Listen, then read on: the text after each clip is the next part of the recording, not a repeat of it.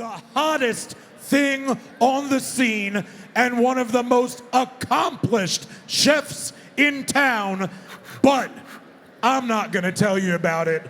I'm gonna toss it to him because the only thing bigger than his food is his personality. Ladies and gentlemen, Chef Stefon Risel. Is this thing on? All right, can everybody hear me all right? How is everybody today? Welcome to ZestFest. This is my first trip here. Super fun, I already walked the floor. There's a bunch of really cool stuff out there. Still can't feel my lips, so I guess that's a win-win for everybody here. I'm very, very blessed to be paired up with Mrs. Renfro Salsa. This is not the first time our ventures have crossed paths. As he stated earlier, we did Tammy Dombeck's TV show together in Doug's house, actually. Lots of fun. He's got a lot of Mrs. Dash, just a heads up. Like 17 different flavors, it's crazy. We are actually kind of funny and ironic. We're gonna do the same dish. We're gonna do some shrimp and grits. This is my favorite way to use the green salsa. This is my favorite product that they make. It's very universal, but we're gonna do kind of a Creole Cajun style on it.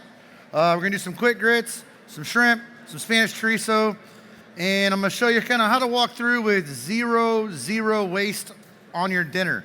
You see a lot of recipes that are like, buy 6 onions for your stock or 8 carrots or parsley just for your broth. Don't do that, that's a waste of money.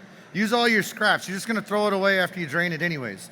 So as we work through, this is kind of how we work in restaurants. This is how we save money, this is how we do things, and we teach people restaurant-capable cooking as opposed to diligently following a recipe because it seems like there's more cost associated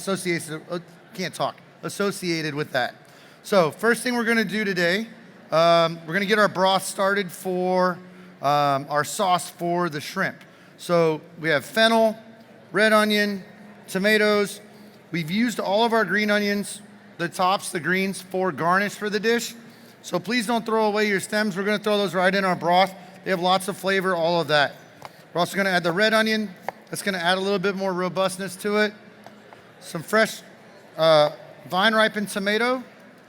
That's gonna do 2 things. It's gonna kind of brighten it up with a little bit of acidity. It's also gonna give a nice rich red color to the end. And this is the biggest thing I watch people do. They take parsley, they take cilantro, things like that, and they chop up all the greens, and then all they got left is this stem, right? And they throw it in the trash. There is so much flavor and juice and everything in the stem of both cilantro and parsley.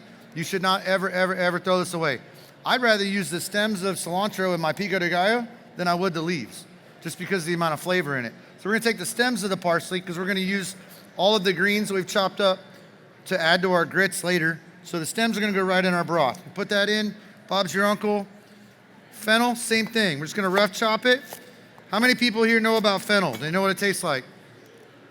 All right, this is the black licorice of the vegetable world, not in a bad way. This is delicious, especially with the amount of sugar content in it. When it cooks down, it gets super mellow and it rounds it out. Especially in French cooking, you'll see a lot of fennel used, or Pernod, which is an anise-based liqueur, which tastes like fennel as well. So we're just gonna let that steep, come to a boil first. Chef. Yes. Locally, for my parsley, for my cilantro, for my fennel, where am I going to shop and procure these? So I'm kind of a food snob. You can go to your Kroger, Albertsons, Tom Thumb, all of that. I highly recommend using something that's an all-natural product, not necessarily organic. Organic tends to be a sticker nowadays. All-natural is a much better product to use. I shop at Sprouts, I shop at Central Market, H-E-B, Whole Foods, things like that. You can just kind of control what you're using a little bit more. Down to the point, like when we start using butter later, we use unsalted butter because we can control the salt content in your dish. There are places for salted butter, but in the restaurant we use 100% unsalted. And we use cultured as well because it has more flavor, it's more rich, all of that. Fun times. So we're just gonna let that come to a steep. Now we're gonna start our grits. I've got 2 cups of whole milk in the pot. I've already got that up to a warm temp. We're gonna bring it up to just a point of a simmer. You can use any grits you want. You can use grist mill blue corn out of Waco. You can use red corn, whatever. We're using a simple 5-minute quick grit. The worst thing to do is have to wait 2 hours for dinner. This is really a 15-minute dish if you think about it, start to finish, and once we start plating. So What we've got is 2% milk. Got that going right now. I've got 2 cups. I've got 1 cup of white instant grits, 5 minutes essentially. As soon as this comes to a temp, we're gonna whisk these in. And the way we're gonna use the green salsa is we're gonna add this to our grits. So we're gonna do a green chili grit, right? It's gonna add a nice rich acidity. It's also gonna add robust spice and flavor and round out the dish itself. One thing I can tell you right now is do not add the salsa to the milk now.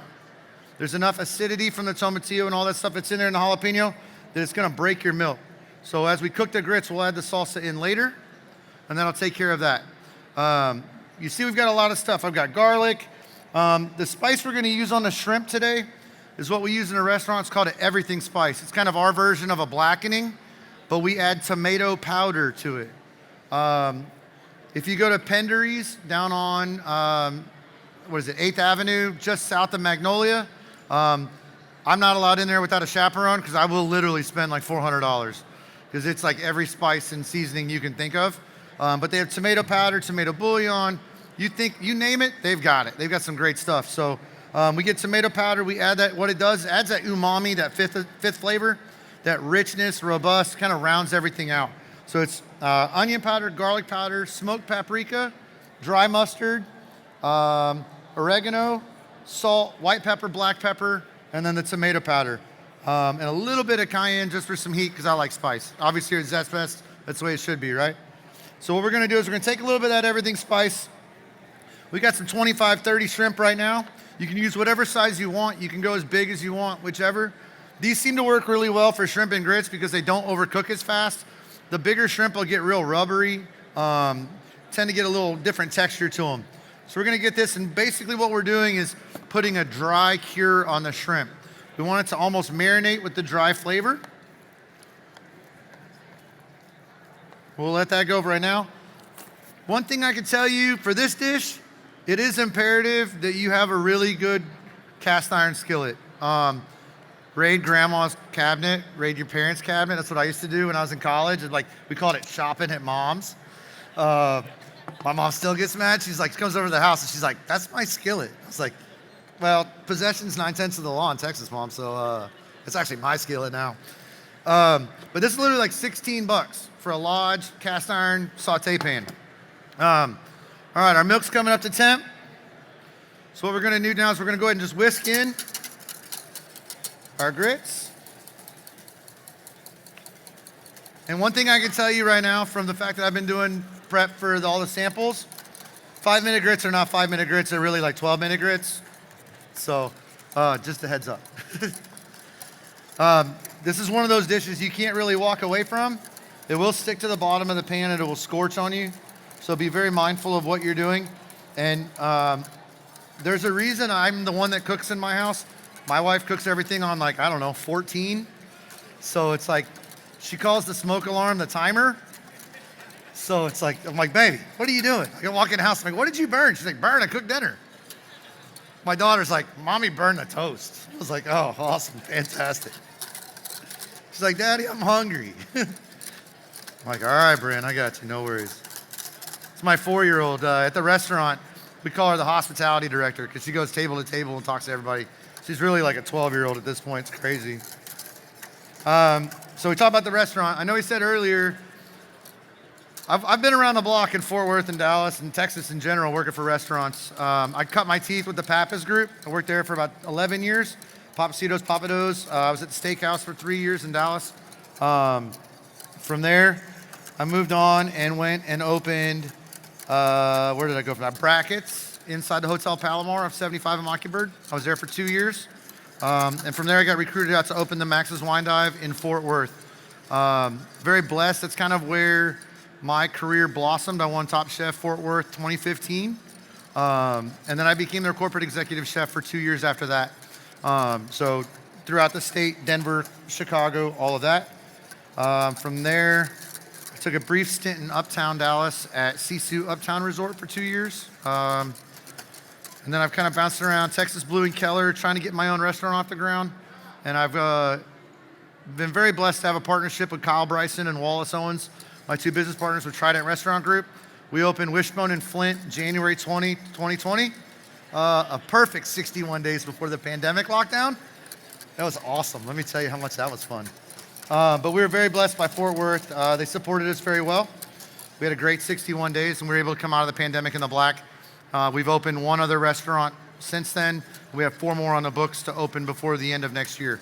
So hopefully we can find staff to work those. If anybody needs a job, I'm hiring. Come see us. What's fun in Flint? Yes, sir. Where can people find you? Social media or whatnot? Social about the 4 media. restaurants? Facebook, Instagram, Twitter. You can find the restaurant group at Trident Restaurant Group, or you can find me at _Mohawk_chef.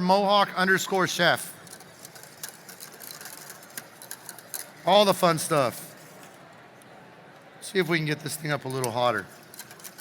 All right, so our stock is going really nice, our broth. We're gonna go ahead and start our pan here. So you wanna put this on medium high. We do have some uncured Spanish chorizo. I'm really big about no nitrates, no nitrites.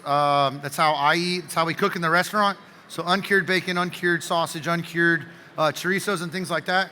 We use a lot of celery powder, which is a natural curing agent, instead of using curing salt number 1 or curing salt number 2, which if you use too much, you can make people go blind. It's not very cool.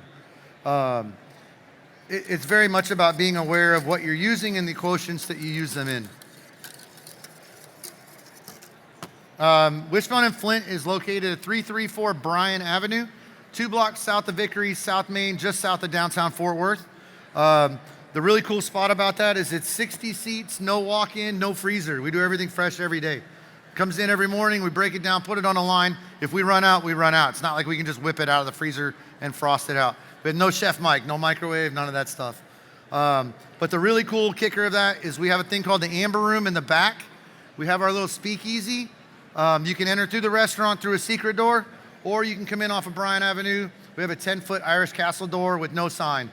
So it's really about in the know. There's no password. 165 whiskeys, we're trying to get to 200. We're at 85 agave spirits, trying to get to 100 respectively. So if we can't make it, they probably don't make it. So it's kind of where we're at. So small plates and everything are available in the Amber Room as well. And I have the best burger in town. So I'll tell you that much right now. Brisket, chuck, short rib, and belly. Sear it in duck fat. Top it with 2 slices of extra sharp Vermont white cheddar. We literally have 6 items on the menu, like 6 ingredients that don't come from within the state of Texas. Just because A, you either can't get it in Texas, or B, it's octopus and I like octopus, and you don't want octopus if you can get it from Texas. Let's just call a spade, right? Is what it is. Chef. Yes, sir. Chef Stefon Risel sits down to enjoy Chef Stefon Risel's shrimp and grits. Yes. What is his favorite beverage, alcohol infused or otherwise, that he thinks pairs well with the Cajun seasoning of it? So I love wine. I'm a huge wine. Like, I wrote the wine list for the restaurant. I'm writing the restaurant wine list for the other 4. You can really pair this with just about anything.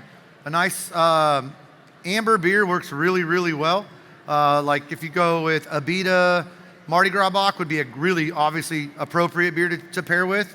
In the next 4 or 5 months, you can pair it with the little Yingling, would be great. It's not bad. But I'm a big wine guy, so I would say I like French Chardonnay. So Chablis would be great. Unoaked, nice, crisp, refreshing. All right, so, and as much of a wine guy as is, I use a wine bottle for all my oils. So just stores a little better. So we got some extra virgin olive oil. We're gonna go in this pan. Like I said, nice medium high. You can see the smoke coming off of that. That's what you want. You want that little bit of smoke coming. Got this Spanish chorizo. You wanna hear that little bit of sear. What you wanna do is you wanna draw the natural oils out of this chorizo. The paprika, the garlic, the little bit of chili that's in it. Because this is gonna give you your base. It's also gonna help color your sauce once we get everything going. So we're gonna get a nice crisp on this chorizo first. One thing I really wanna focus and really make imperative to y'all is you gotta build your flavors. You gotta build your layers. You can't just throw everybody in the pool, expect it to come out the way it should, right? So in restaurants, we're constantly building. You've gotta constantly just add layer on layer on layer. So as this chorizo cooks, you can see starting to get crispy on every side. I turn the temp down just a little bit. And what we'll do after that is we're gonna add, most people would add the garlic right now. You don't wanna do that because it'll burn, it'll scorch, it'll make everything really bitter. We're gonna add the shrimp first, start to get the sear, and what that do is that cold shrimp's gonna bring the temp of the pan down, almost to like a 5 instead of a 7. We're about 7.5 right now. Once we add the shrimp, I'll bring it to a 5, then we'll add the garlic. Because then it's gonna brown nicely, but it won't crisp and burn and get bitter on you. All right, we got our shrimp. That little bit of liquid's not gonna hurt it. It's just gonna reduce. A really good flavor. All right, now for our garlic. Who likes garlic? Everybody like garlic? All right. Let's check on our grits. Oh yeah, we're starting to thicken up. There we go. All right, so who's had an issue with stress this year with the 16 months of pandemic lockdown? Anybody? Nobody? All right. Doug told me to throw these out. Oh, come on. Hey, it's a stone over there. Anybody else? Hey, see? Los Manos de Oros. It's like Clemente over there in the right field. Can't go wrong. All right, so we got our shrimp going. Our broth now, I don't know how much this camera can catch over here, but you'll see it's got a slight like rosé tinge to it from the tomato. So all this flavor is now imparted into this water. But what we're gonna do first is we've got a nice bottle of white wine. We're gonna deglaze. If you're on a gas cooktop, you wanna take this off the flame before you do this. I don't want you to lose your eyebrows. My fact, I got enough product in this hair, it's not pretty if it goes up in flames. It's like a separate tax bracket I have for hair product. It's awful. But all of you ladies that spend 4 hours in a chair, I feel your pain. This is 4 hours once a month. They've got to dye it twice or bleach it twice and then dye it once. Thank God I'm sponsored, good Lord. All right. So we've deglazed with the white wine. This is really nice. Now we're gonna add our broth. So like I said, just building flavors, right? So we're gonna reduce this down by half. This is gonna create our sauce and just let that reduce a little bit. You don't have to worry about overcooking the shrimp. They're gonna be just fine. What we're gonna do now is grits are working hard. Just need them to thicken up. This is what I'm talking about, 5 minutes grits being 12-minute grits. Fun times. We're gonna add a little bit of parsley to the grits, just to give it a little color, as well as, I would say probably 2 tablespoons of the green salsa.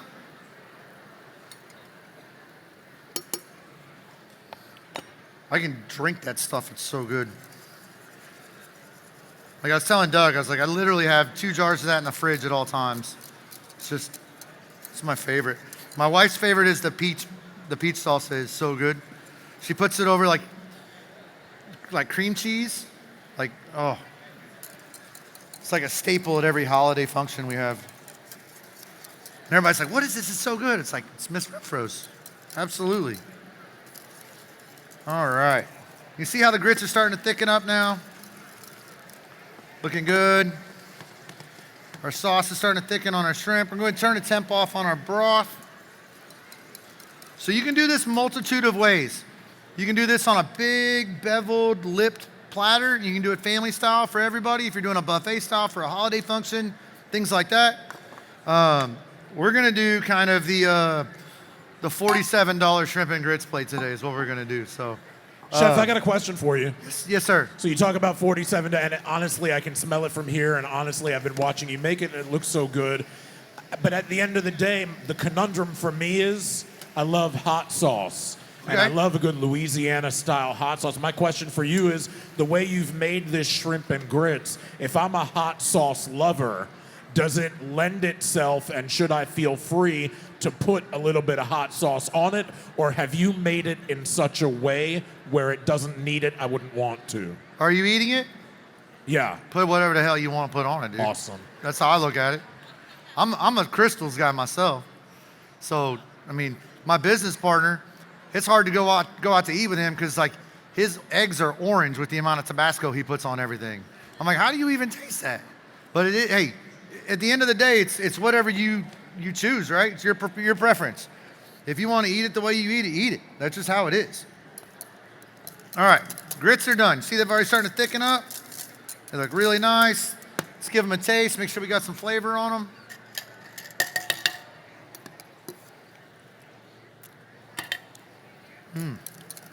Need about 1 more minute. Still a little gritty. I'm gonna add a little bit of that everything spice just to the grits. Give it a little more oomph. You know, I was in New Orleans last weekend actually, and I had my fair share of shrimp and grits, and sometimes it's hard as chefs to go to eat at other restaurants because we're like, oh, I can make that better, or things like that. I'm pretty sure I put on like 13, 14 pounds. I ate everything. It was awesome. We ate at all of Donald Link's restaurants. That guy he's a god down there. So what we're going to do just to finish this shrimp, right? Cold butter. We've taken the heat off. Pan's there. Sauce is reduced. We're going to do what we call emulsify. It sounds really hard, but it's super easy. So white wine's reduced, the sauce is reduced. We're gonna add our cold butter, 2 pats. So basically it's just a 1-inch cube, right? You'll see it automatically start to melt. I'll put it over here so we can see. And all you're gonna do is just swirl. What this is gonna do is it's gonna incorporate the butter into the sauce and give you this velvety, unbelievable mouthfeel that's silky and smooth. And the great thing about really good cultured butter, you can use Kerrygold. I mean, if you go to H-E-B, Whole Foods, or Central Market, there's 50 different cultured butters you can buy now. Local, or you can go overseas, Great Britain. You can even get like Moroccan butter, goat butter, things like that. But you'll see how the sauce is lightened. It's nice and clean. It's all set and good to go. All right, so we're just gonna let that sit and let that finish for just a moment. I'm gonna come over here real quick. I've got to add my butter to all the sample stuff. Come on. Here we go. Beautiful. Hey, James, bear with me just a moment.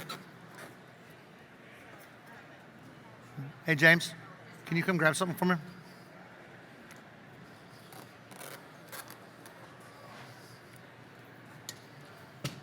Both of these are good to go. So just 2 ounces of that in a cup, and 1 shrimp and a little bit of broth over the top. Cool, and then green onion. Perfect. We'll get everybody some samples to be able to try here. Does anybody have any questions on the process or anything? Yes. I'm sorry? So we buy 5-pound peeled garlic at a time. If you go like Tom Thumb, Kroger, whichever, the best thing I can tell you, the best hack, chef hack for home use is the squeeze tube. It's already pureed, you're good to go. Unless you're using a sliced garlic, you can buy peeled garlic already. There's a ladle there if you need it. You can buy peeled garlic and then you can slice it and go from there, but I use the tubes at the house. It's ginger, lemongrass, basil, all that. It's just easier, it's convenient. There's no preservatives, you don't have to worry about any of that. All right, here we go. So the grits, what they'll do is after they've sat, they will start to seize up on you a little bit. So we're gonna take just a little bit of heavy cream, because why not? You already got butter in the sauce, might as well have a little cream, right? It's gonna help richen this up just a little bit. All right.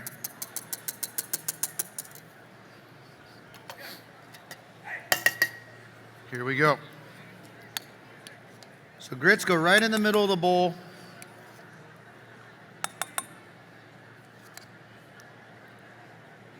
Give me that with just a little bit of hot sauce and some butter. I'm ready to go. All right, so we're gonna go ahead and put our shrimp around.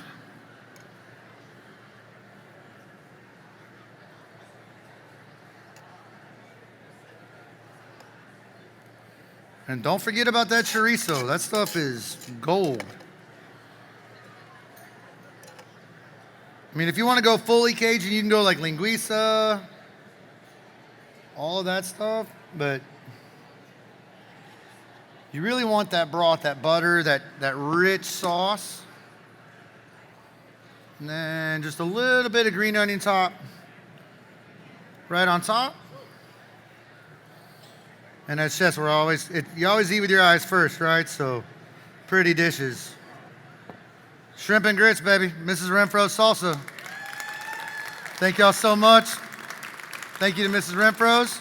And we'll have everything out to y'all in just a short minute.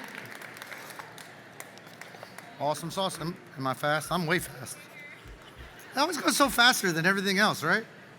Now I know what Bria was talking about last year. So we talked about other restaurants opening. I have Berry Street Ice House, which is over by TCU, Berry Street and 8th Avenue.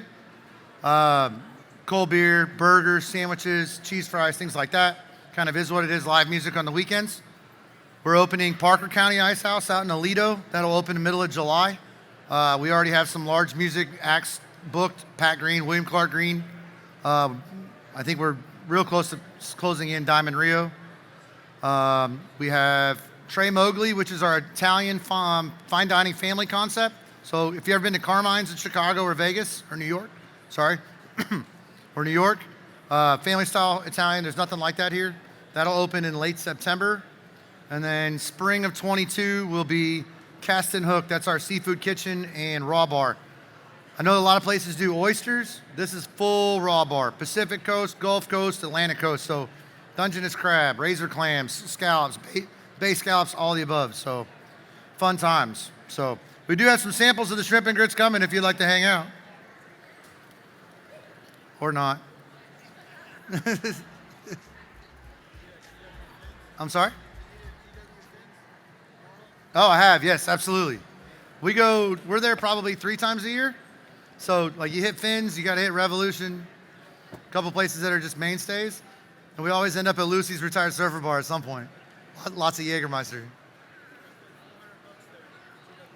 I'm telling you, it's easy to do. We ate all the oysters, man, all the oysters. So thank y'all very much for coming out today. Appreciate y'all having me. Thank you to ZestFest, Mrs. Renfro Salsa, thank y'all.